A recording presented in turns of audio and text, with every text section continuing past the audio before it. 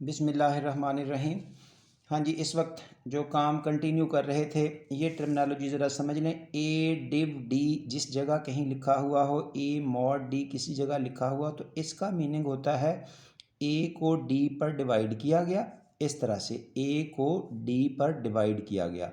अगर कहीं यूँ लिखा हुआ हो तो ये असल में इस कोशेंट की कीमत होती है, और जो ये लिखा गया हो ये असल में यहाँ जो बाकी बचता है रिमाइंडर, ये उसकी कीमत होती है। अब देखिए, हमें कहा गया 101 डिव 11। इट मीन्स हम इस तरह से, जैसे ये किया गया, 101 को 11 पर डिवाइड करेंगे, 9 ज़र 99, बाकी 2 बचा।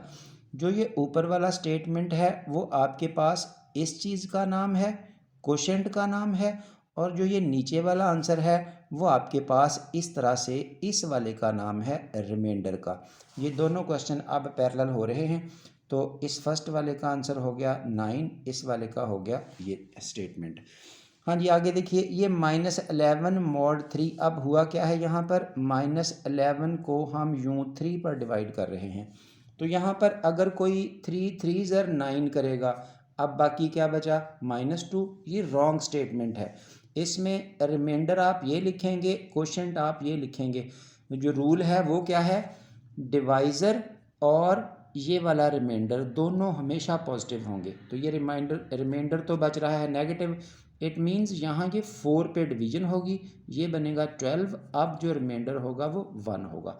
तो रिमाइंडर का नाम है, ये मॉड के साथ जब बात करेंगे वो रिमाइंडर है, जब डिव के साथ बात करेंगे तो वो उसका आंसर है। तो इस चीज़ को देखते हुए अब आपके पास ये 1 सोल्यूशन है इस क्वेश्चन के लिए, ना कि -1। चलिए जी, उसके बाद ये कन्ग्रेंस क्लासेस की कुछ बात समझानी है।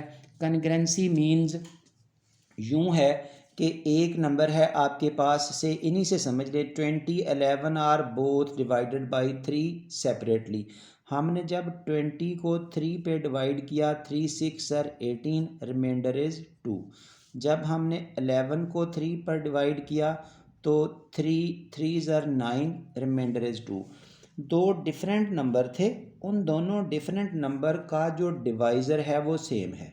जो डिवाइज़र है वो सेम है और रिमाइंडर भी सेम है। आंसर डिफरेंट हो सकते हैं। जब डिवाइज़र भी सेम हो, रिमाइंडर भी सेम हो, दो डिफरेंट नंबर्स के साथ काम करें, ज़ाहिर है नंबर डिफरेंट होंगे, उनके आंसर डिफरेंट होंगे।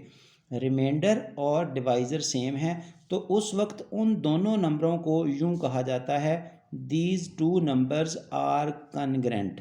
These two numbers are congruent. उसके आगे लिखा जाता है मॉडुलो, जो डिवाइज़र है। मसलन अब मॉडुलो 3 का मीनिंग है, जब हम 11 को 3 पे डिवाइड करते हैं और 20 को 3 पे डिवाइड करते हैं तो रिमाइंडर दोनों दफ़ा सेम बचता है। तो ऐसे नंबरों में 20 एंड 11 आर कन्ग्रेंट मॉडुलो 3। 3 पर डिवाइड करने की वजह से ऐसा हुआ। तो इस जगह आप यूँ इसका आंसर लिख सकते हैं, सी ऑप्शन। तो अब अगर आगे बढ़ेंगे तो ये जनरल डेफिनेशन लिखी हुई है, ए और बी कोई इंटीजर हैं, एम इज़ पॉजिटिव, क्योंकि ये डिवाइड कर रहा है। ए कन्ग्रेंट बी मॉड एम, ये मीनिंग क्या हुआ, तो ये उनके आंसर चॉइस इक्वल हो रहे हैं। हाँ जी, इस तरह से ये आपको टर्मिनोलॉजी का ध्यान रखना है कि अगर कोई स्टेटमेंट आती है वो कैसे डील की जाएगी। लीजिए, अब आगे है इनकी रिप्रेजेंटेशन है। यहाँ बेस 10 है, तो बेस 10 वाले नंबर को हमने ऑक्टल में यानी कि बेस 8 में कन्वर्ट करना है। तो तरीक़ाकार आपका ये होगा, इस तरह 8 पे डिवीज़न शुरू करें। 8 1 ज़र 8, ये 4 बचे, 8 5 ज़र 43 बचे, 8 4 ज़र 32, 8 3 ज़र 24, रिमेनिंग इज़ 1। इसी तरह से फिर 8 पर डिवाइड करें, क्योंकि 8 में कन्वर्ट करना है तो 8 पर डिवीज़न होना शुरू हो रही है। हाँ जी, 8 1 ज़र 8, आगे 7, 8 9 ज़र 72, आगे 2, 8 2 ज़र 16, आगे 7 बचा। इस तरह से फिर 8 पर डिवीज़न, 8 2 ज़र 16, 8 4 ज़र 32, आगे 0। उसके बाद फिर 8 से डिवीज़न, 8 3 ज़र 24, फिर 0। तो इन नंबरों की जो तरतीब है इस तरह से, ये वाली, ये तरतीब आपको नज़र आ रही है इस फर्स्ट चॉइस में, और उसके साथ बेस आपका 8 लगा दिया जाएगा। इस तरह से 10 बेस को जिसमें कन्वर्ट करना हो उस पर डिवीज़न शुरू कर दें। 8 में करना है तो 8 पर डिवीज़न, 16 में करना है तो 16 पर डिवीज़न, ये आपका प्रोसेस है। इस तरह से ये देखिए यहाँ पर उसने कहा इस 10 को हेक्साडेसिमल में कन्वर्ट करने, तो हेक्साडेसिमल में 16 पर डिवीज़न चलेगी। तो ये देखिए 1 7 7 1 3 और 0, जब हम इसकी 16 पर डिवीज़न शुरू करेंगे, 16 1 ज़र 16 ये आएगा, तो 7 6 1 बचा, फिर 1 ज़र 16 1 बचा, उसके आगे 0 होगा, ये फिर 1 1 3 आ गया, तो 7 ज़र 1 12, आगे 1 बचा, तो ये 10 बाकी रह गया। इसी तरह से फिर 16 पर डिवीज़न, ऐसे 16 पर डिवीज़न करते जाएंगे से 16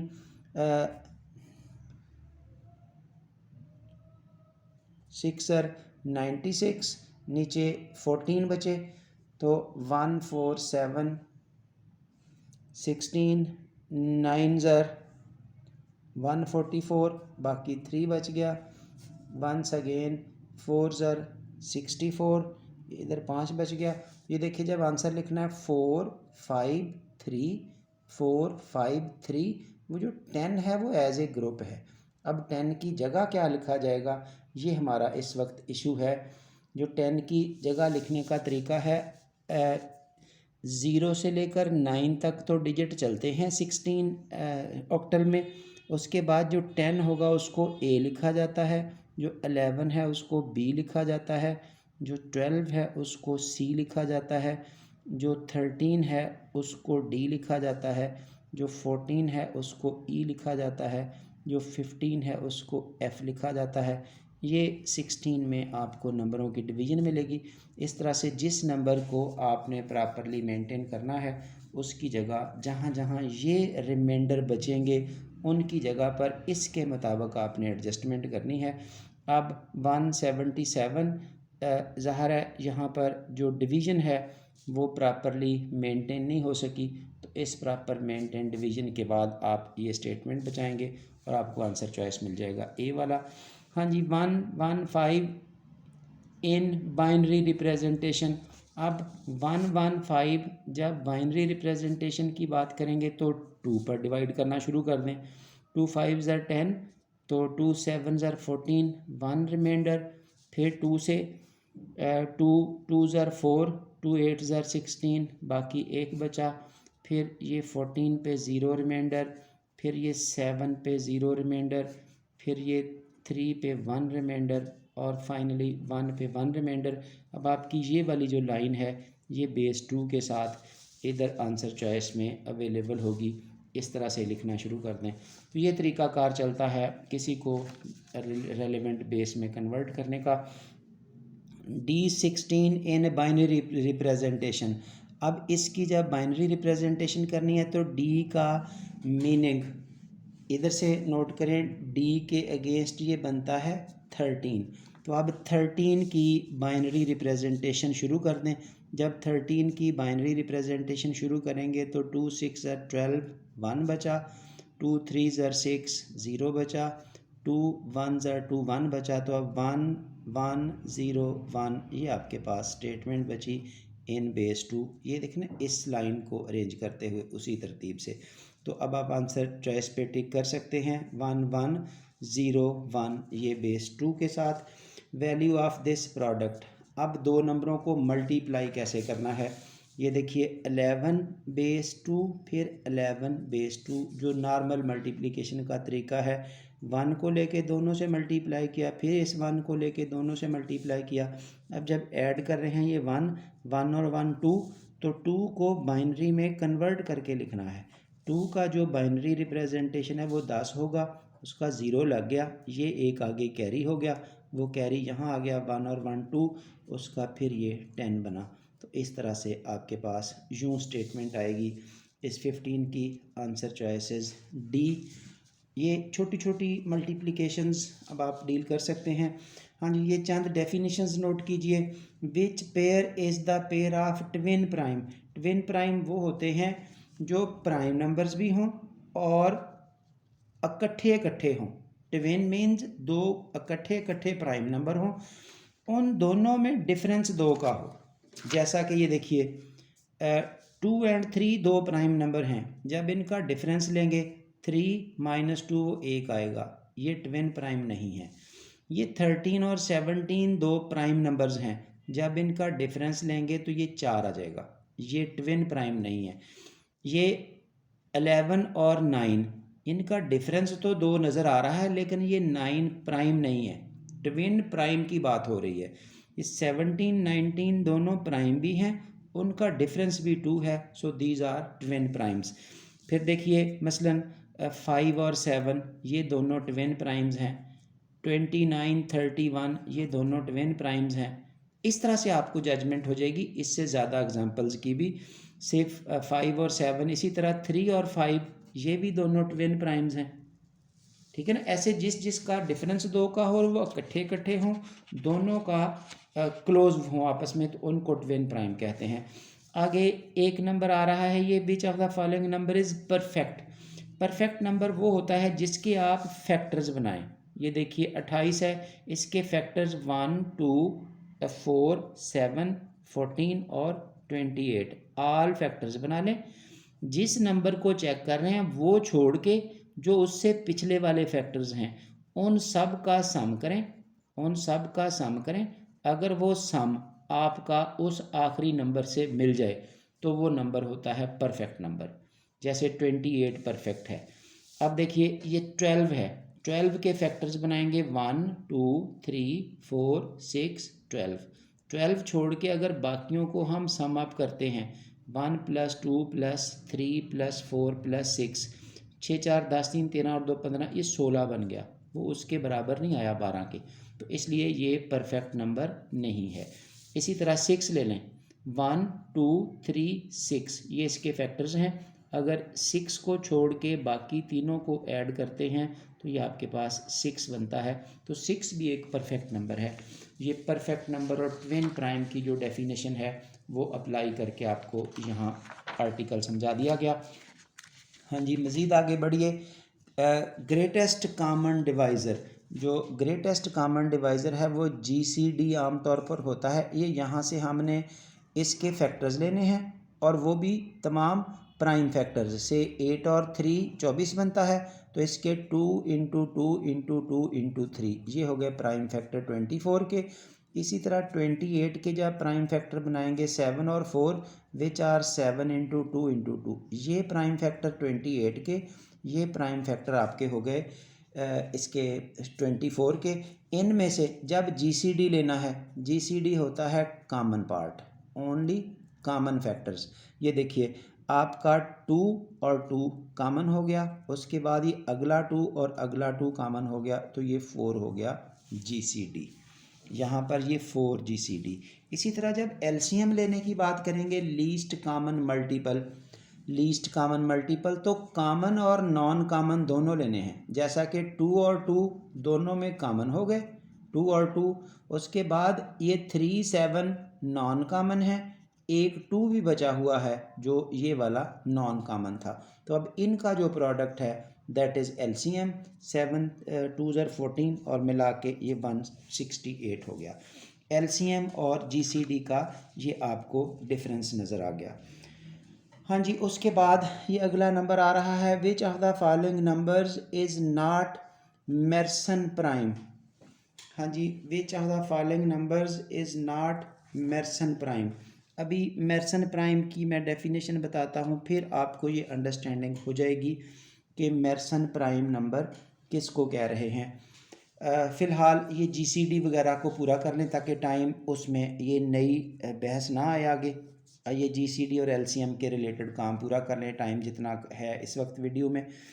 हाँ जी, इस वक्त GCD अगर ये है, इसका और इसका दोनों में से कॉमन देख लेना, ये 2 की पावर 3 है, ये 2 की पावर 4 है, तो कॉमन कितना होगा 2 की पावर 3।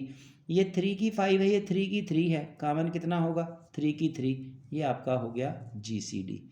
इसी तरह LCM अगर पूछे तो हाँ जी, उसके बाद दो नंबरों का अगर एलसीएम और जीसीडी दोनों पता हो तो उसका तरीकाकार जो मेन फार्मूला है वो ये है। ये देखिए, एक नंबर ए है, एक नंबर बी है, इन दोनों को मल्टीप्लाई करें और इधर LCM of A and B साथ multiply by GCD of A and B. ये आपका फार्मूला है, यानी कि LCM multiply by GCD equal to product of those numbers. ये मेन फार्मूला है। कभी कभी ऐसे होगा, दो नंबरों का एलसीएम भी बता देगा, जीसीडी भी बता देगा, एक नंबर भी बता देगा, दूसरा पूछेगा, तो इस तरह। कभी कभी होगा LCM of two numbers 4 and 5 is this, find their GCD. तो आप इस फार्मूला को यूटिलाइज कर सकते हैं। जैसे एलसीएम दो नंबरों का ये है, जीसीडी ये है, नंबर्स उनमें से कौन कौन से होंगे, तो ज़ाहिर है 24 और 1 को आप मल्टीप्लाई करेंगे इधर, 24 और 1, तो इधर हो गया 24। इधर जिन दो का प्रोडक्ट 24 है तो आपको 3 और 8 का प्रोडक्ट 24 लग रहा है। 12 और 2 का प्रोडक्ट 24 है। इसी तरह से 6 और 4 का प्रोडक्ट 24 है। ये सब करेक्ट आंसर चॉइस हैं। तो ऐसे वो नंबर्स हो सकते हैं। हाँ जी, उसके बाद which are the following numbers are not relatively prime. Relatively prime ऐसी पोजीशन है, वो नंबर जिनका जीसीडी 1 हो, जिनका जीसीडी 1 हो वो रिलेटिवली प्राइम होते हैं। अब देखिए 2 और 21 का जीसीडी, 3 और 51 का जीसीडी, तो यहाँ देखें ना, रिलेटिवली प्राइम जिनका जीसीडी 1 हो, इन दोनों में जीसीडी आपका 1 है, इन दोनों नंबरों में जीसीडी आपका 3, और ये 51 को लिख सकते हैं ना 17 इंटू 3, तो 3 कॉमन आ गया ना, दोनों का जीसीडी 3 हो जाएगा। यानी कि जिनमें जीसीडी 1 होगा वो रिलेटिवली प्राइम होते हैं। हमसे पूछा है नॉट रिलेटिवली प्राइम, तो ये आपके पास नॉट रिलेटिवली प्राइम है। चलिए जी, उसके बाद ये ब्रैकेट फंक्शन का यूज़ है, largest power of 7 that divides 100 factorial, है ना। इसको यहाँ क्लोज़ कर रहा हूँ, एक तो टाइम ज़्यादा हो रहा है और साथ मेरसन प्राइम नंबर भी रह गया, वो भी बताना है, और इनकी भी कुछ एग्जांपल्स मज़ीद बताऊँगा अभी ब्रैकेट फंक्शन के हवाले से। सो यहाँ ये क्लोज़ किया जा रहा है। Thank you very much.